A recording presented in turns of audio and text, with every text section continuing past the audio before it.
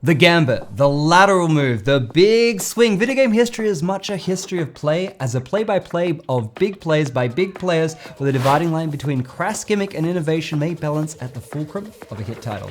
Each and all, we're watchers of the game of games, the stats, the all-time greats. Here's a Hall of Famer right here, part of Nintendo's legendary two-hitter, a dual-screened handheld in the DS and motion control-based console in the Wii. The two big plays that paid off big time, and all in the span of 2 years. In our iQue GBA and iQue Player episodes, we covered Nintendo's first plays in China. Click over to those first, else click recap is just ahead. Today we pick up that story with the Nintendo DS. Across the world, the NDS was a juggernaut with its 154 million units, second only to that of the PS2 in ranking best-selling consoles of all time. But facing off against the PSP in the last great handheld war, why did the DS fumble in China? Maybe the one place the PSP clearly came out on top. But first, hit that like, subscribe. Your comments are my morning mantra, even the bad ones. Back it up. If you have seen our previous iQue episodes, you can skip ahead. Nintendo in China, origins, caps lock, the recap. In the beginning, there was Famicom.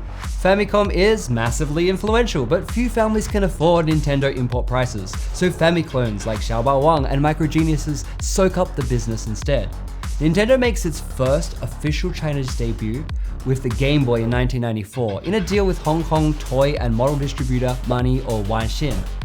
For the Game Boy Color and Pocket ultimately took over the mainland while Nintendo handled elsewhere. Then in Suzhou circa 2002, joint venture iQue is founded between Silicon Valley entrepreneur and technologist Dr. Wei Yan and Nintendo. iQue's first hardware was the 2003 iQue Player, a forward-thinking digital-only console in a controller version of the N64. For various reasons, it flopped, but iQue forged ahead, bringing Nintendo handhelds and localized games to the China market, although imports continue to dominate. And fan translations are immensely important to the gaming scene, long linguistically underserved. Last time we covered the iQue GBA, which was rather coldly received, with total sales of around 500,000 units, with 70% sold through import game stores. A bunch of games were announced and fully localized but cancelled before release. This becomes a trend, which leads us to the DS. The early 2000s were a rut for Nintendo. The N64 and GameCube had underperformed and third-party support was at a historical low. Even handheld supremacy was far from assured as Sony geared up for their Walkman of the future, the PSP. The Game Boy line had done great margins for Nintendo by keeping hardware costs down, leveraging strong software library and smart design choices that emphasized portability and battery life over raw power. But as mobile graphics technology advanced ever more rapidly, could Nintendo get away with that approach indefinitely? The successor originally envisaged for the GBA was Project Iris, closer to a vanilla GBA 2. Although developers had managed to achieve passable 3D on the GBA, by design it had no dedicated 3D hardware. Project Iris, SDKs or software development kits, documentation and tech demos all point to a hybrid 2D, 3D architecture shared by the eventual DS, but seemingly lacking the dual screen, Wi-Fi, touchscreen, and XY buttons. In other words, a thoroughly conservative upgrade. So why was this idea scrapped within months for the Project Nitro, the future DS? Former Nintendo research and engineering manager Satoru Okada has shed light in interviews. Apparently the directive came from former company head Hiroshi Yamauchi, who Satoru Iwata had just taken over the reins from. The GBA SP already recalled the clamshell design of some Game & Watch releases like Zelda and Donkey Kong, which also had 2 screens. And though Iwata and Okada were both skeptical of the idea initially, they ultimately heeded Yamauchi, or as famed game designer Shigeru Miyamoto put it in the New York Times, basically we're all focused on bigger, faster, and then Mr. Yamauchi came down and said, knock it off, we want something unique, something brand new. Do something on 2 screens. As Nintendo sought to convince those within and without, the collective what the heck soon gave way to experimentation with new styles of play. And what was originally meant to exist alongside the GBA range became a runaway hit and a worthy successor. Yay! This sideways move, which would underline Nintendo's playbook, for the Wii and through to the current Switch would be lauded as a standout case of their blue ocean strategy, a marketing theory which advocates a shift from so-called red oceans of bloody competition to blue oceans of value innovation. The ultimate legacy of this innovation is deftly explored by Chuck Sabian-Lander in his 2023 piece, You Can't Emulate a Nintendo DS, which posits while you can recreate the software experience of the DS, due to the precise, resistive, stylus touchscreen and dual screen, to this day, only native hardware will suffice for many games, which employ both screens in ways that are compulsory to enjoyable play. While we're on the topic of hardware, let's give a short breakdown on that and where the iQue differs in one notable way. The original DS features 2 CPUs, 4 MB of RAM and 256 KB of flash memory. It has a 4:3 LCD screens at 256 by 192 pixels, both bigger than GBA's 240 by 160 resolution. The bottom screen is overlaid by resistive touch for use with the included stylus. There's also stereo sound, a built-in microphone, and Wi-Fi. The rechargeable Li-ion battery lasts from 5 to 19 hours depending on brightness settings. It is also backwards compatible with the Game Boy Advance. The later DS Lite retains the hardware for a lighter, more compact design. 2008's Nintendo DSi added more RAM, a faster CPU, as well as 2 digital cameras, SD card support, and 256 MB of internal flash memory. In addition, there was an online store for exclusive DSiWare games and even half a dozen DSi exclusive game carts. The GBA slot was also ditched, however, so it is no longer backwards compatible. A larger XL model was also released. The Game Boy line's long-standing tile and sprite-based picture processing unit, or PPU 2D engine, carries over with added VRAM, tile flipping, and bitmap support. Along with this is a simple 3D geometry and rendering, a first for Nintendo hardware, as well as built-in tone shading for a cel-shaded look. 3D elements can be easily combined with 2D ones, expanding the creative potential to make the most of the hardware's limited power.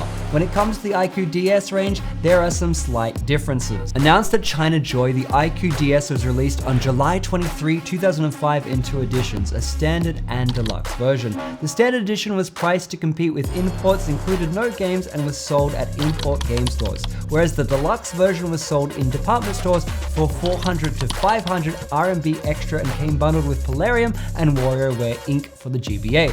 The iQue DS Lite followed in June 2006 with the iQue DSi with Nintendo Dogs pre-installed in December 2009. Sales of iQue DS series exceeded 300,000 units, with revenue peaking in 2007. Only 6 localized games were released: the aforementioned Polarium and Nintendogs, Yoshi Touch and Go, WarioWare Touched, Super Mario 64 DS, and New Super Mario Bros. A further 6 localizations, including Big Brain Academy, which was actually featured in iQue DS Lite advertising, remain lost media. Plus, all up there are about 31 iQue DSiWare titles for the online store. In the hardware sense, the iQue DS has 512 kilobytes of firmware flash memory compared to the standard 256 kilobytes to accommodate for the 6,700 simplified Chinese characters. The boot menu still offers up 6 language options, with the Chinese taking the place of the Japanese for the iQue edition. As with the iQue GBA, for which there were fan design contests, the iQue DS range includes a number of rare limited edition models. A few of these include the super rare First Touch Pre-Order Edition, the Super Mario 64 themed Silver DS Lite, and the Red Dragon Edition. A firmware version check region locks localized iQue game carts to the iQue DS consoles, although iQue DS models can play games from other regions, just not vice versa. Though of course enterprising folk have patched these to be region free. While since the early days there has been commercial outfits offering Sino-sized or Hanhua versions of games of various quality and dubious legality, the GBA era was notable for explosion of Chinese fan translation groups, or Minjian Hanhuazu. Though there have been many controversies and rivalries in this scene, the community and fan-driven impetus led to an outpouring of high-quality works. While the stories of many of these groups are lost, their importance is still felt. Online you can find various complete Chinese localization game NDS collections. One updated for 2016 contains 660 titles, which on the face of it is about a quarter of the 2,300 odd titles in the NDS software library. That is a staggering amount of work, dedication, and love to make gaming accessible in one of the major languages of the world, all too often ignored. Many names of translation groups are listed along with the game, or else they're hacked into the title screen to credit themselves. There are too many to name, but I can shout out a few of the legends here. ACG Hanhadzu, Apex Hanhadzu, Basha Hanhadzu, and of course the incredibly influential 3DM Hanhadzu. I've been saving this point, important context to the NDS that I alluded to up top, and that's the PlayStation Portable, released within a few months of each other. Whereas Nintendo doubled down on new styles of play and more casual, broad-based appeal experiences like Sudoku, crosswords, etc., Sony wanted a powerhouse multimedia machine. To be fair, you could watch movies and listen to MP3s even on the GBA. And this was easy on the DS too, but it wasn't built from the ground up with this functionality, like the PSP was. To bring the full PlayStation experience on the go, across the world, Nintendo DS outsold PSP more than 2-1. A qualified success, but no Nintendo killer. But while it's difficult to collate sales figures because of how the distribution and import networks work in China, the PSP was definitely top dog. I literally found an entire master's thesis on Sony PSP marketing strategy in China. Look, I won't get into that, but I will tease out a few of the salient points.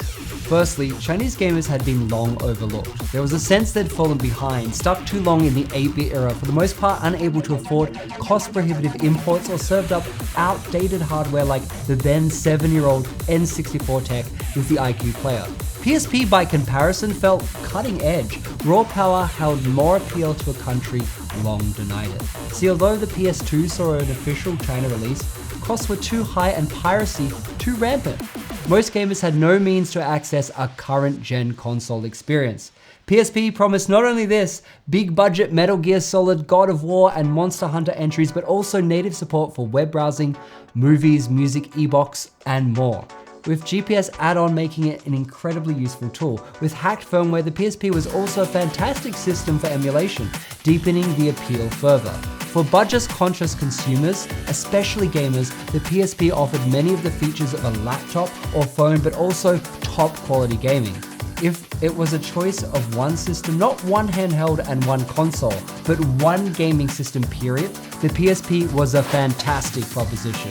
From this standpoint, the NDS, although popular, lost out in China. Whatever the case, the NDS was a high point for Nintendo. The best-selling handheld of all time, with a genuinely useful hook, 2 screens and a stylus for a kind of play, but all but impossible to replicate. The rare system that can't be emulated. It brought Nintendo handhelds into the 3D era and online age.